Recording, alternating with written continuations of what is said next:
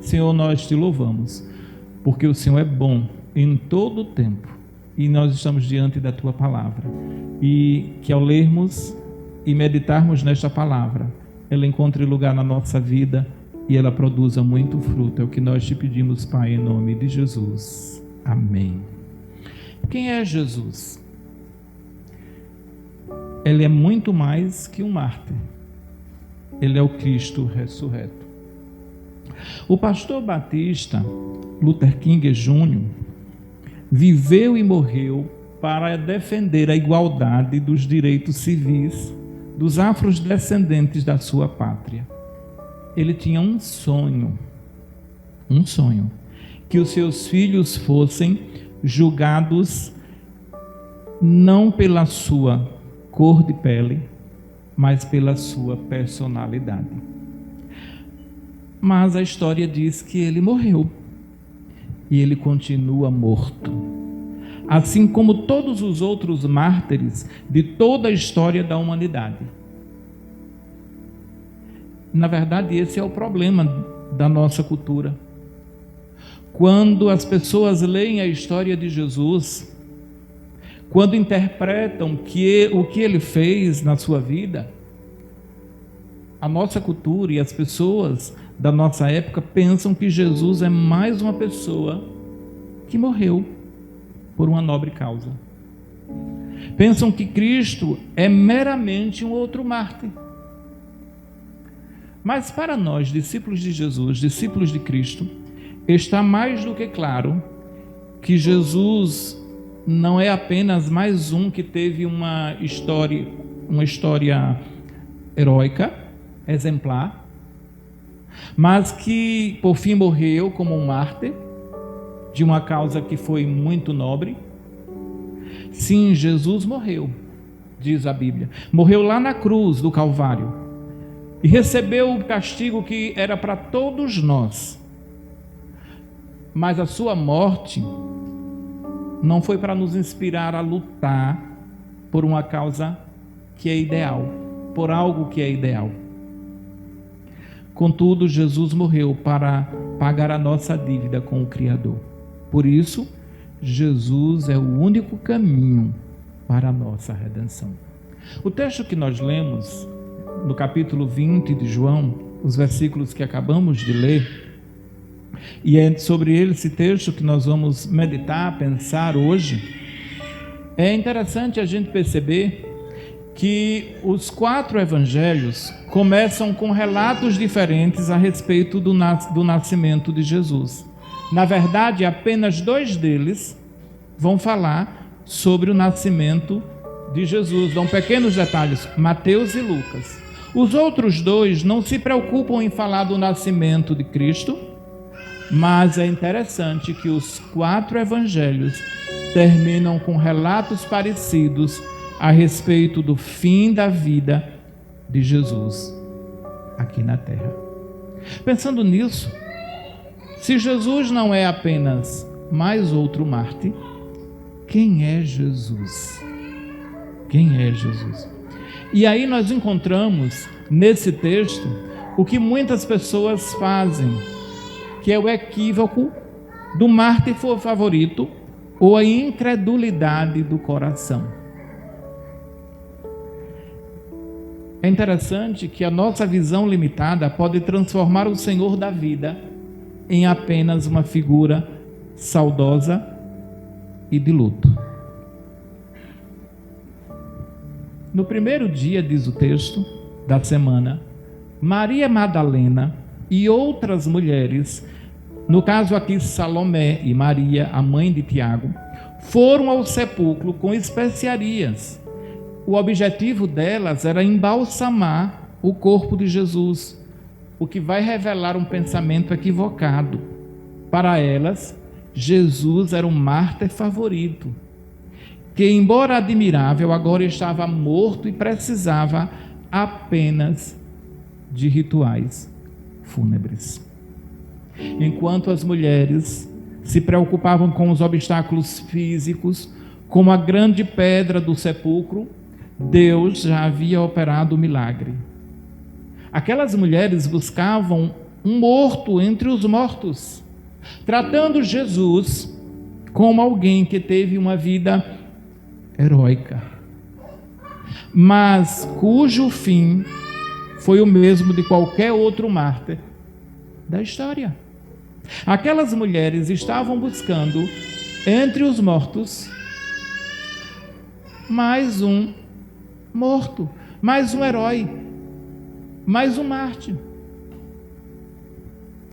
E aí o interessante é que ao encontrar o sepulcro aberto e os lençóis jogados, a primeira reação de Maria Madalena não foi de fé, mas de agitação e angústia. Isso acontece quando enxergamos Jesus apenas como um herói que morreu por uma causa. Quando enxergamos Jesus apenas como mais um mártir.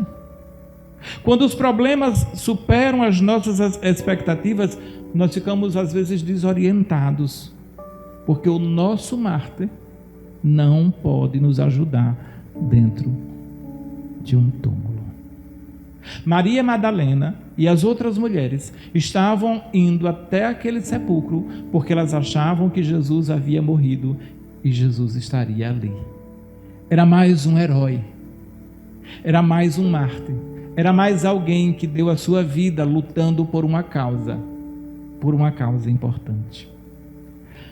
Mas aí o texto vai nos falar, nos lembrar, que a morte de Cristo não foi para nos inspirar para lutar por ideais sociais, políticos,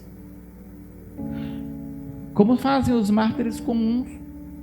Nós temos diversos na história, poderíamos citar diversos. O texto nos diz que Jesus morreu em nosso lugar para pagar uma dívida com o Criador, que nenhum outro mártir poderia quitar. Nenhuma outra pessoa e nenhum outro herói poderia quitar essa dívida com Deus. Ver Jesus apenas como exemplo de sacrifício nobre é perder o único caminho para a nossa redenção. Jesus não era então apenas mais um herói, mais um mártir. Jesus é aquele que veio para dar a sua vida por uma causa. E essa causa era pagar a nossa dívida e os nossos pecados com o Criador. Nenhum outro podia fazer isso. Todos os outros heróis estão no sepulcro, estão mortos. Às vezes a gente vai encontrar esses túmulos em alguns lugares. E quando você viaja, você pode visitar esses túmulos. Quem já foi a Israel, vai lá onde dizem que Jesus foi enterrado. Mas o túmulo está vazio, porque Jesus não está ali. Mas o que a gente percebe também nesse texto, na leitura desse texto, na explanação desse texto, é que havia uma cegueira diante das Escrituras. Havia uma cegueira diante das Escrituras. O problema da nossa falta de esperança não é a ausência de informação. O problema, na verdade, é a dureza do nosso coração em crer nas promessas de Deus. O texto afirma que mesmo vendo o túmulo vazio, os discípulos não entenderam o que estava acontecendo. E é interessante isso, pois a Escritura já anunciava a ressurreição e o próprio Jesus havia avisado claramente: ressuscitarei ao terceiro dia. Eles tinham essa informação, mas não tinham a convicção. Os discípulos sofriam de uma ideia errada sobre o seu mestre. Ao limitarem Jesus à categoria dos heróis mais amados, eles tentaram encaixar o Messias dentro da lógica da morte, quando a realidade da ressurreição desafiou essa lógica. eles ficaram atônitos, confusos, em vez de celebrarem. E aí, quando não entendemos o agir de Deus, ou quando Ele não se encaixa nos nossos planos, nós preferimos voltar para casa. O texto nos diz que depois desses fatos todos, os discípulos simplesmente voltaram para casa. Será que roubaram o corpo de Jesus? Alguém tirou o corpo de Jesus daqui? Eles não compreenderam e não entenderam o que havia acontecido, mesmo as Escrituras tendo revelado e tendo dito. E o próprio Jesus disse: assim como os discípulos, muitas vezes demoramos para crer nas palavras de Cristo e duvidamos do seu poder.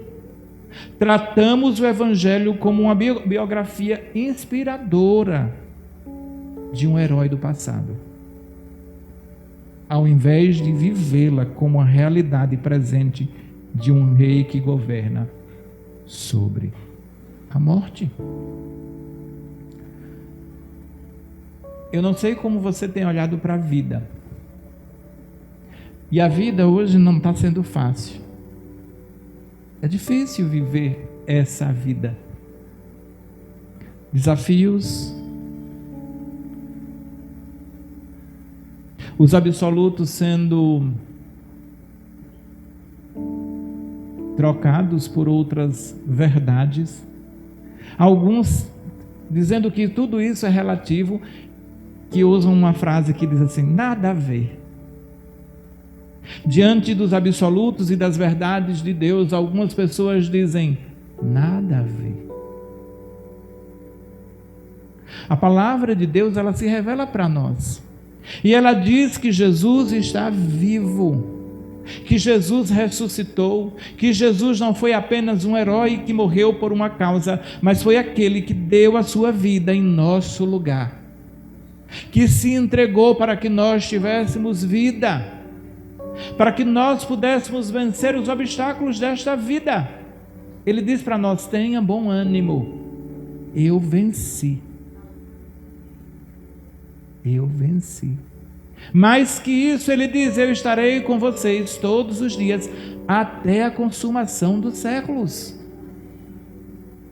Mais que isso, ele vem morar em nossa vida, em nosso coração, quando o Espírito Santo habita em nós. E aí ele vai estar ao nosso lado e perto de nós todos os dias da nossa vida. Eu espero que seus olhos estejam abertos para enxergar as verdades sobre Jesus. Ele ressuscitou. Ele não é apenas mais um outro herói. Ele é Jesus ressurreto. E aí nós temos um encontro que transforma o luto em missão. Nós vamos ter a prova viva. A ressurreição não é apenas um fato histórico para ser estudado, mas é uma realidade para ser experimentada pessoalmente.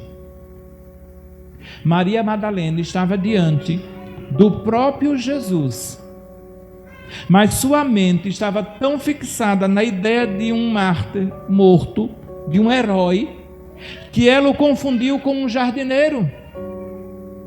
Isso nos ensina que podemos estar fisicamente próximos da igreja e das palavras de Jesus, mas ainda assim cegos à sua presença viva, se estivermos focados apenas na tragédia da cruz. Quantos estão dentro de uma igreja e distantes de Deus? Quantos estão dentro de uma igreja com a Bíblia na mão e vivendo uma outra coisa que Jesus não ensina? Há muitos religiosos no mundo. Eu queria chamar a sua atenção hoje: não seja mais um religioso, seja um filho e uma filha de Deus, seja alguém que serve a Jesus.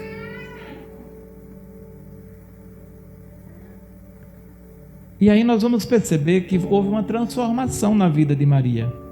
E essa transformação não ocorreu de forma, por uma análise lógica do túmulo, mas ela ocorreu quando Jesus chamou Maria pelo nome. Ele disse: Maria. Ninguém pode crer verdadeiramente se Jesus não abrir os olhos, se não abrir o coração. É o encontro pessoal com o Cristo vivo que remove a visão limitada de que Jesus era apenas um herói e estabelece uma visão de que Jesus é o Senhor.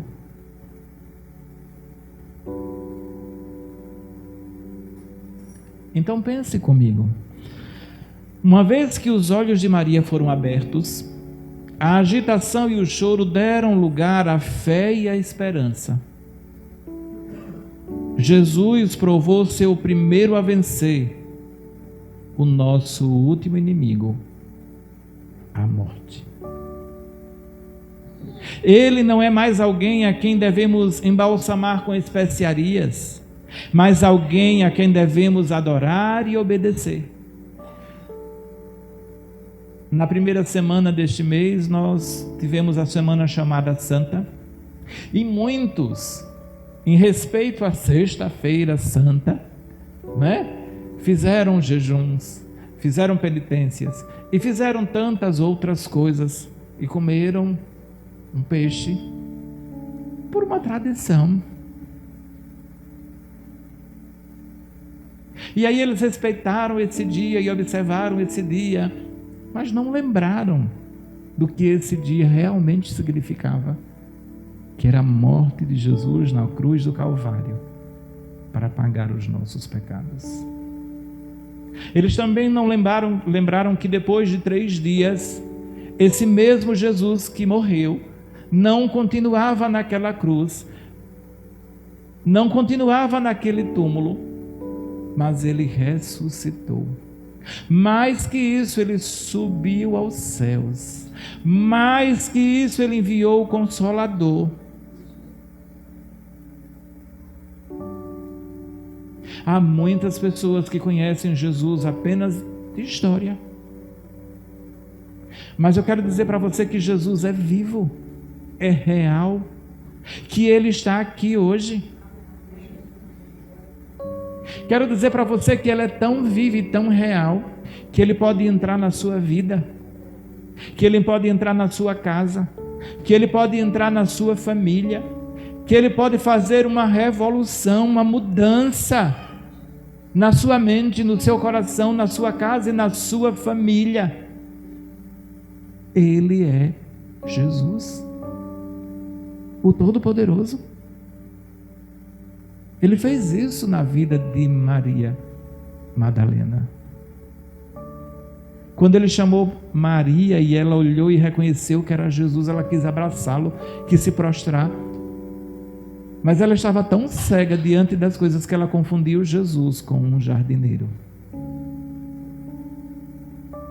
Jesus com um jardineiro. Eu não sei com quem você tem confundido Jesus. Há muitas pessoas que se apegam com outros heróis, e aí eles colocam esses heróis no mesmo patamar de Jesus, ou de pessoas que foram muito boas na terra, e que fizeram algumas coisas que foram importantes, que defenderam causas que foram importantes, que nós hoje temos algumas liberdades e algumas coisas acontecem na nossa vida hoje porque pessoas deram passos importantes e brigaram e lutaram politicamente, socialmente, por essas causas que foram justas. E se você pode fazer justiça, faça, é um dever do cristão. Lutar pela justiça é um dever do cristão.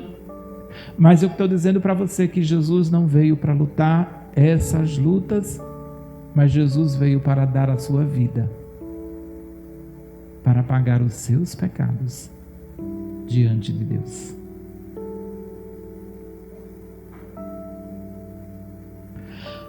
O encontro com Cristo ressurreto gera uma urgência missionária. Maria Madalena foi enviada para anunciar e ela disse: eu vi o Senhor.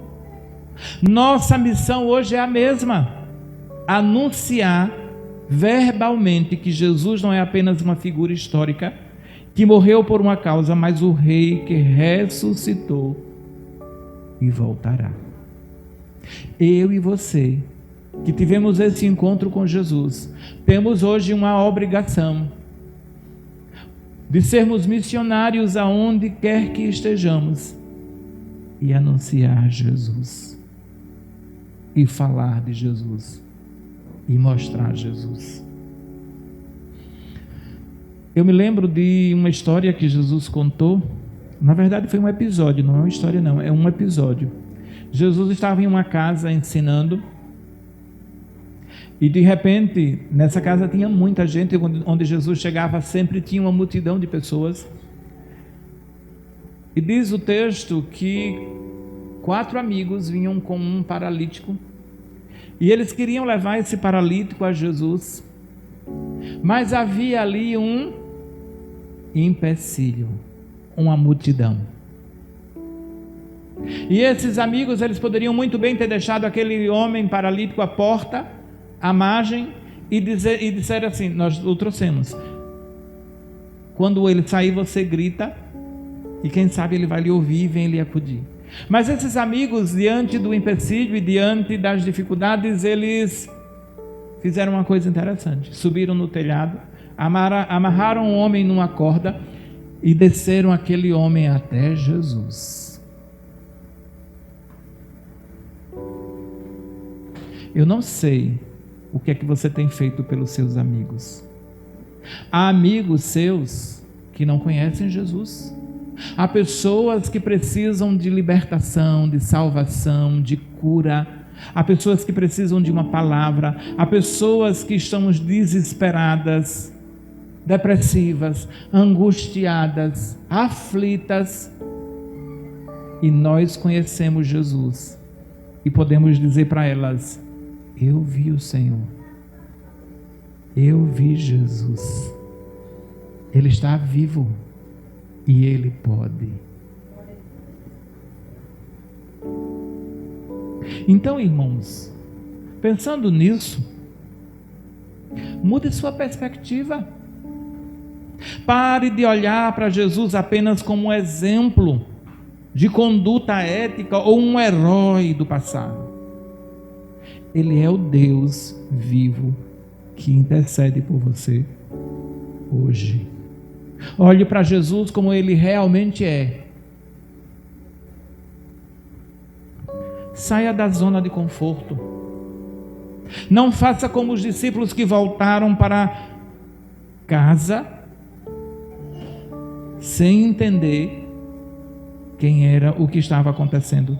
Mas mergulhe nas histórias da Escritura e mergulhe nessa palavra para que a sua fé não seja abalada pelas circunstâncias. Se nós lermos a palavra, e se a palavra estiver aqui e aqui, quando vierem as circunstâncias, os problemas, as dificuldades desta vida, eles não vão nos levar, porque nós estaremos firmados no Senhor. Assuma a missão. Assim como Maria foi enviada aos apóstolos, você é chamado a testemunhar que há esperança para os que choram, que há esperança para os que sofrem, que há esperança para os perdidos. Por fim, testemunhar o Evangelho é muito mais do que falar de um homem que morreu por uma causa. Testemunhar o Evangelho é anunciar verbalmente que a morte foi vencida, que Jesus ressuscitou e que porque Ele vive, nós também temos a promessa da ressurreição. Ele nos resgatou das trevas e nos transportou para o reino da sua paz. Saia daqui hoje na certeza de que Jesus é vivo, na certeza de que Jesus está contemplando a sua vida, o seu choro, de que Ele está perto de você todos os dias da sua vida, de que Ele ouve quando você clama, de que Ele vê quando você chora, de que Ele escuta o seu pedido quando você clama. Saia daqui hoje sabendo que Jesus está vivo e é real, e que Ele pode fazer infinitamente mais do que o que nós pensamos ou pedimos. Que Deus aplique essa palavra à nossa vida e ao nosso coração, em o nome de Jesus. Vamos orar? Obrigado, Senhor, pela Tua bondade sobre nós e sobre as nossas vidas. Obrigado, Senhor, pela palavra que acabamos de ler e de meditar. É a Tua palavra, é a palavra do Senhor que fala à nossa vida e ao nosso coração. Senhor, nós Te agradecemos. Ele também está nos altos céus, mas Ele está aqui e Ele se importa com cada um de nós. Obrigado, Senhor.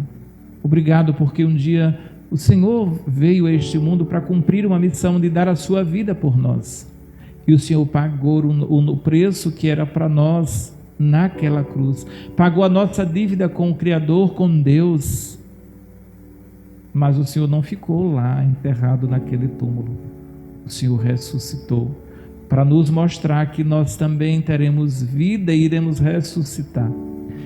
Que nós, ó Deus, podemos viver uma vida abundante na Tua presença. Então, Deus, que saiamos daqui hoje nessa certeza de que o Senhor é o nosso Deus, o nosso refúgio, a nossa fortaleza e o nosso socorro bem presente. Nos abençoa, nos guarda. Nós Te pedimos, Pai, em nome de Jesus. Amém.